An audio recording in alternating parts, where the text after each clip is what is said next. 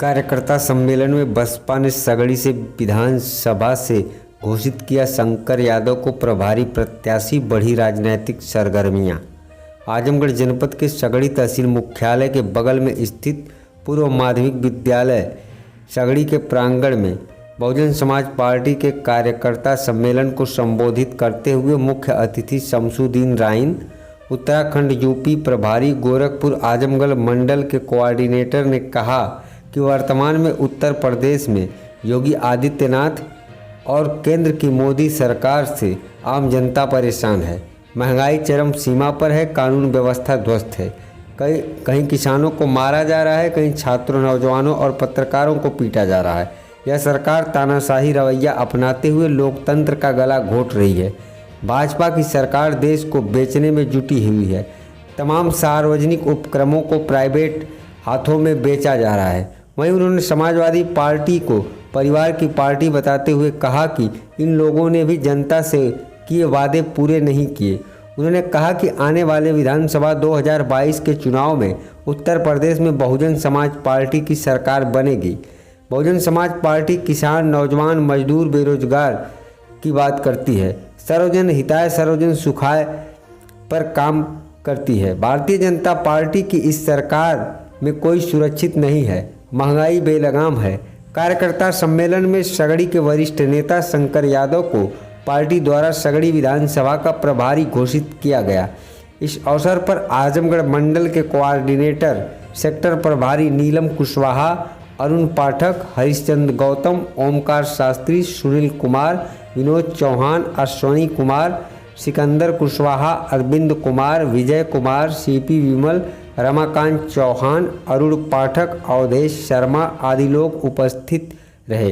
कार्यक्रम की अध्यक्षता गौतम और संचालन अरविंद कुमार, जिला अध्यक्ष रमाकांत चौहान ने किया।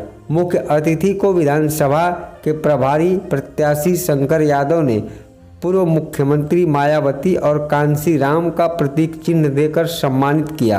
अंत में बसपा के सगड़ी प्रभारी प्रत्याशी शंकर यादव ने आए हुए सभी अतिथियों का स्वागत अभिनंदन किया और उनके प्रति आभार व्यक्त किया और कहा कि हम सगड़ी की जनता के साथ हैं और पार्टी के दिशा निर्देश पर काम करेंगे। देखिए, आज के कार्यक्रम आपने देख लिया है। संदेश लेकर बहुजन समाज पार्टी की राष्ट्रीय अध्यक्ष बहन कुमारी माइती जी का संदेश लेकर आए थे। यहाँ शंकर यादव जी को प्रभारी विधानसभा सगड़ी का बनाया गया है। आने वाले समय में जब चुनाव होगा, नोटिफिकेशन जारी होगा, इन्हीं को ही प्रत्याशी बुलाया जाएगा। है 2022 के चुनाव में मुद्दे तो अनेक हैंगे। किसानों पर अत्याचार हो रहा है, नौजवानों को बेरोजगारी हो रही, नौजवान बेरोजगार फिर रहा है, हर धर्म हर जाति के लोगों के साथ अत्याचार हो रहा है। आप इतने मुद्दे देख रहे हैं। जो बीजेपी कह रही कि अपराधियों को मार रहे हैं, मुझे तो अपराधी कम, अपने राजनीतिक विरोधियों को ज़्यादा निपटाने का काम कर रहे हैं।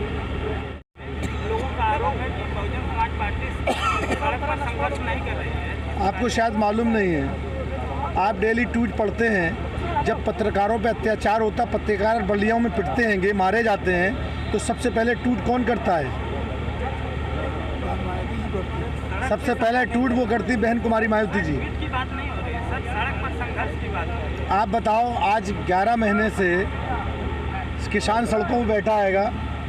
ये अहंकारी सरकार किस तरीके की सुनवाई कर रही, जरा आप देख लो। सर, महंगाई और बेरोजगारी को लेकर के पार्टी महंगाई की और बेरोजगारी को लेकर इतनी बार ट्वीट किया है, क्योंकि बहुजन समाज पार्टी जो भी धरना प्रदर्शन करती है या कोई संवैधानिक दायरे में करती है। जो संविधान में एक दायरा बनाया है उस हिसाब से करती हैं, उस हिसाब से विरोध करती हैं। जो राजनीतिक संवैधानिक तरीका होता है, राजनीतिक तरीका होता है, उससे हमेशा बहन जी ट्वीट करती हैं, अपने अल्फाजों से, अपने लेख से, अपने ट्वीट के माध्यम से।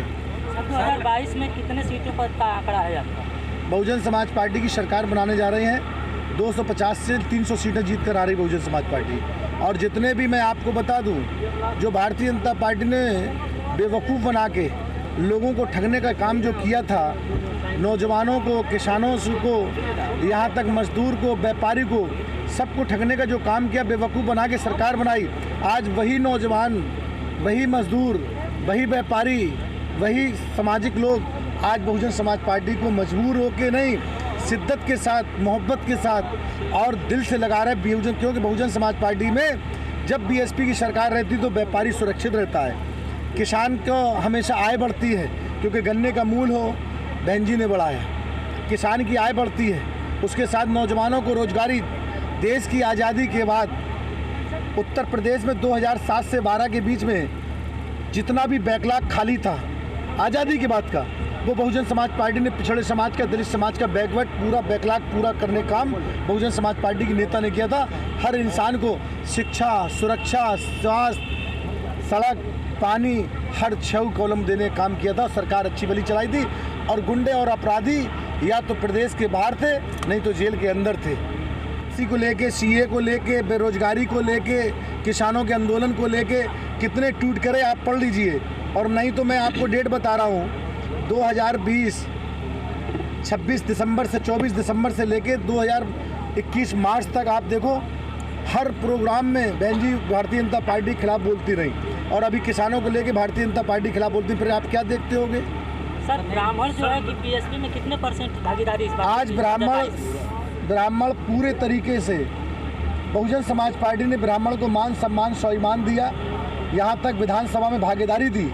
ब्राह्मण समाज आज ये बात डिमांड कर रहा है और इंतजार कर रहा है कि वोट डालने की बारी है। ब्राह्मण समाज एक बहुजन समाज पार्टी को वोट देने के लिए तैयार है। लखीमपुर की घटना पर क्या कहना चाहेंगे? लखीमपुर की घटना के लिए मैंने मंच के माध्यम से कहा कि 7-8 लोगों को कुचलने का काम किया।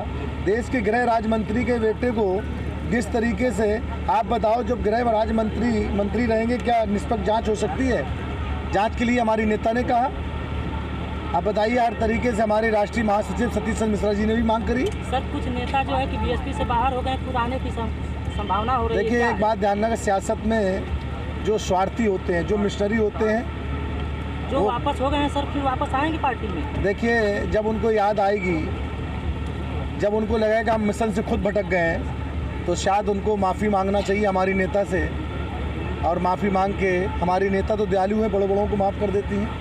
सर, वापसी होगी लोगों की, ऐसा माना जा रहा है कि तो हर मुद्दे पे जो है बहन कुमारी मायावती जी ने किया है, लेकिन किसी ऐसे मुद्दे को लेकर जमीनी स्तर पर कार्यकर्ता कम करें। आपको ये बताओ, अभी लाखों लोग लखनऊ पहुँचे थे रैली में, क्या क्या बहन जी ने बोला था, आपको तो ऑन रिकॉर्ड होगा। अब कोई मुद्दा उसमें रह गया हो तो मुझे बता दो कौन से मुद्दे बहन जी ने बोली। सड़क की बात करी, रैली बुला के, जो संवैधानिक तरीका होता, बहन जी हमेशा बुला के अपने लोगों को संवैधानिक तरीके से गाइड करती हैं। सर, अकेले सभी सीटों पर लड़ेंगे या किसी के साथ अलायंस? अभी तक कोई अलायंस नहीं है, ना ही आगे अलायंस है। अकेले चुनाव लड़ने का ही ऐलान बहन कुमारी मायावती जी ने, हमारी राष्ट्रीय अध्यक्ष ने किया है। थैंक यू, बहुत बहुत शुक्रिया। सभी क्या कहना चाहिए आज इस बहुजन समाज पार्टी का जो आपके माध्यम से, आपके सहयोग से कार्यक्रम किया गया, क्या कहना चाहेंगे आम जनता? सबसे पहले तो मैं बहन मायावती जी को अभिनंदन सब करता हूँ, जिन्होंने मुझे सम्मान दिया है, स्नेह दिया है, और जनता को बधाई दूंगा। उनका ऋणी हूँ, जिन्होंने एक मेरे कहने पर सभी लोग गांव, दूर दराज के गांव से निकल करके तहसील सगड़ी पहुँचे हैं, मेरी बात को सुने। मेरे मुख्य अतिथि माननीय रायन जी के बात को सुने। हमारे अध्यक्ष आज के कार्यक्रम के माननीय गौतम जी की बातों को सुना, और सुनकर के इन लोगों सबको मैं ढेर सारी बधाई दूंगा, अभिनंदन वंदन करता हूं। इन लोगों का ऋणी हूं, और अगर जनता मेरे पर विश्वास जताती है तो 2022 में बहन मायावती जी के लिए अपने तो अपने अगल बगल के भी विधायकों पर दबाव दे करके, हाथ मिलाकर प्रेम से उनको लाने की कोशिश करूंगा, और बहन जी का 2022 में मुख्यमंत्री बनाने के लिए भरपूर कोशिश करूंगा। और जो भी यहाँ की जनता के लिए मेरे से बनेगा, मैं उनको करके दिखाऊंगा, ताकि उनके सीना चौड़ा रहे कि इस बार जो मैंने मत दिया है उसका हम सदुपयोग कर रहे हैं, स्वयं सदुपयोग कर रहे हैं। जय हिंद, जय भारत, जय बहुजन समाज।